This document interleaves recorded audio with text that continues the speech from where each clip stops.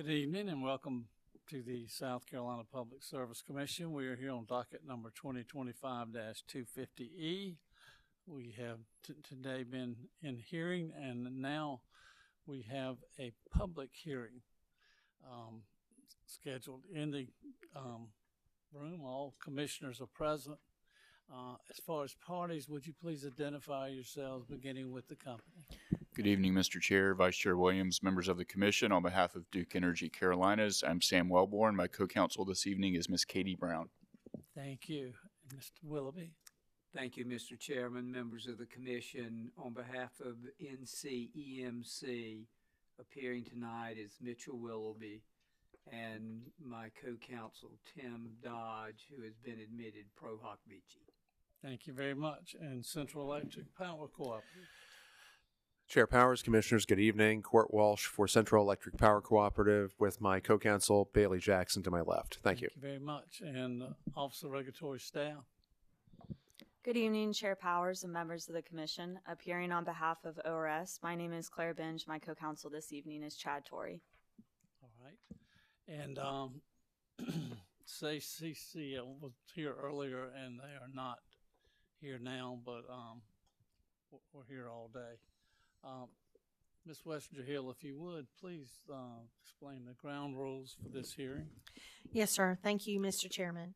And as the chairman and the members of the commissioners have just mentioned, this is a continuation of the proceeding in docket number 2025-250E. This docket concerns the joint application of Duke Energy Carolinas LLC, North Carolina Electric Membership Corporation, and Central Electric Cooperative, Inc. for a certificate of environmental compatibility and public convenience and necessity for the construction and operation of a new combined cycle generating plant in Anderson County, South Carolina.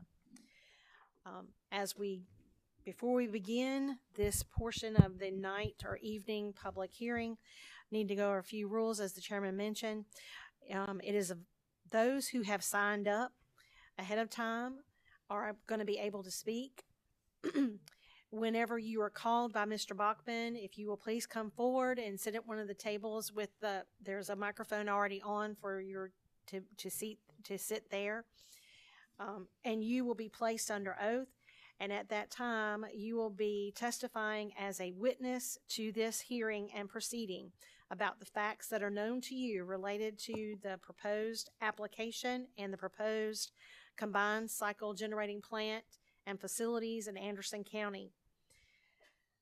Once you're under oath, remember the statements that you are going to make are the truth and the whole truth as known to you.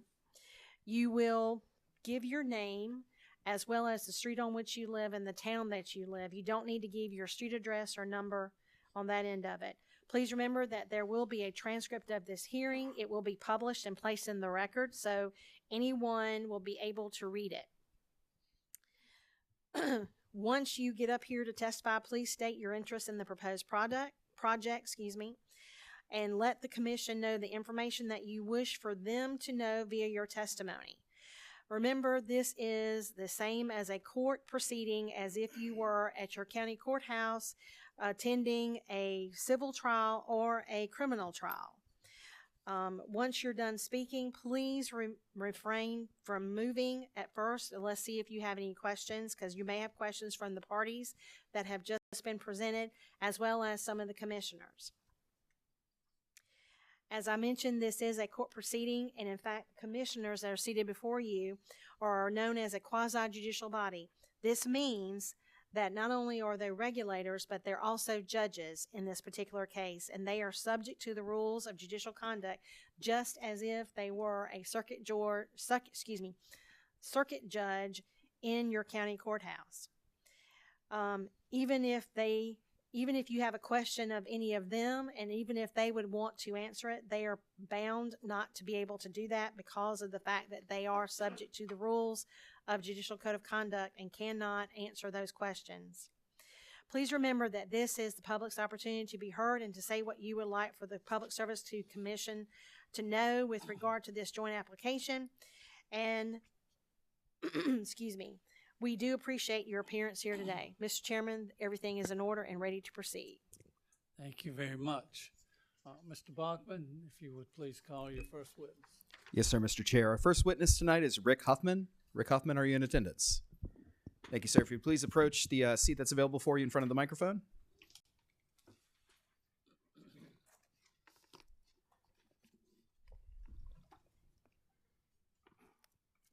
And if you would please affirm that the testimony that you're about to give represents the truth, the whole truth, and nothing but the truth. I do. Thank you, sir. Speaking into the microphone, will you please provide the commission with your name, your street name, and that of your town, but not your street number? I am Rick Huffman, and I live on Costolata Drive in Pickens, South Carolina. Thank you, sir. And are you a Duke Energy Carolinas customer? I am a ratepayer of Blue Ridge Electric, which is a co-op of Duke, and I live 3 miles from the nuclear station at Duke. Thank you, sir. You may begin your testimony. You'll have 3 minutes. We do ask that you remain seated after those 3 minutes have elapsed, as commissioners or parties may have questions for you. Thank you. So my main points today are concerning the land, water, and air, and quality of life. So let's just talk about the environmental impacts that this potentially can have.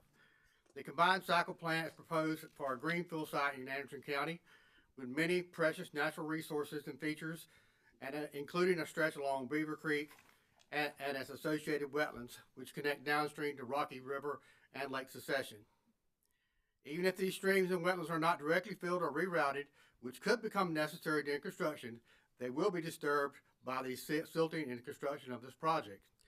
Streams and wetlands are extremely important resources that contribute to water quality, filtration, and pollutants, and the resilience in the face of more extreme weather events. Decisions where to locate this major energy infrastructure should prioritize avoiding sensitive areas whenever possible and when alternative sites or energy strategies exist.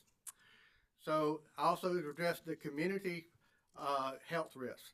Proposed site is located in an area with high population density near neighborhoods, elementary schools, and places of worship, and the city limits of Anderson. And this is about air quality. So the children and seniors and people with existing respiratory and health conditions will be especially vulnerable to these impacts from this plant. Screening tools indicate that they're already overburdened by pollution and health stressors, raising serious environmental justice concerns about placing new industrial emissions in a community facing disproportionate public health risks. It's also about cost and energy implications. The project is estimated to cost $3.2 billion, and this will likely be passed on to Duke Energy ratepayers, which are already experiencing high energy bills. I pay the highest rate bills in the state. So along with financial risk of locking customers into decades of gas power, infrastructure deserves careful scrutiny, particularly as a cleaner, less costly alternatives exist and continue to be advanced. Growth, pressure, and land use changes. This plant will permanently change the rural character of Anderson County, no doubt about it. The large energy facility will stand alone. They drive the expansion of heavy industrial uses, paving the way for data centers and other high energy intensive developments that will increase the pollution, strain infrastructure, and reshape communities. Process and accountability. Regulators must ensure that this project truly meets the legal standards, environmental compatibility, and public convenience and necessity to not just in theory but in practice. Under South Carolina law, Duke Energy must define the project's probable environmental impacts and demonstrate that the impact is justified. Public input must be meaningful and informed, the outcome not be treated as a formality after the key decision has already been made. Thank you. Thank you, Mr. Hoffman. Is there any questions from the company? No questions, Mr. Chair. All right. Any questions, Mr. Willoughby? No questions, Mr. All right. Chairman. No question, sir. Question? All right. No questions, sir. Are there any commissioner questions? Chair Powers. Commissioner Williams. Mr. Hoffman, thank you for being here. You referenced screening tools, and I wondered if you had particular ones in mind. The note I have is screening tools indicate, and I wrote overburdened in my shorthand. Yeah. So screening tools about air. It's about air quality. So we have, I did a little bit of homework on about what the screening tools are. And it's about the carbon emissions that we're already experiencing here in the upstate area. through a lot of different things, not just it's cars. It's a lot of things that combine to make our air quality in the upstate be going in the wrong direction. Is there a particular tool you used or that you were referencing? No. Okay. Thank you very much. Thank you. Thank you, Commissioner Williams. Any further commissioner questions? All right, hearing none, thank you so much for coming, and we appreciate your testimony, and it is now part of the record. Mr. Chairman, at this point, we have seen all the witnesses who have pre-registered to speak, unless there's anyone in attendance. No, sir, that is the complete total of our list this evening. All right. Is there anything else from the parties? Chair Powers, I would like to enter the sign-in sheet from tonight's public hearing into the record as the next hearing exhibit. All right, any objections? Okay, that will be exhibit number 13. Yes, sir. Is anything further from anyone? All right, then we are adjourned. Everyone have a safe evening and safe travels home.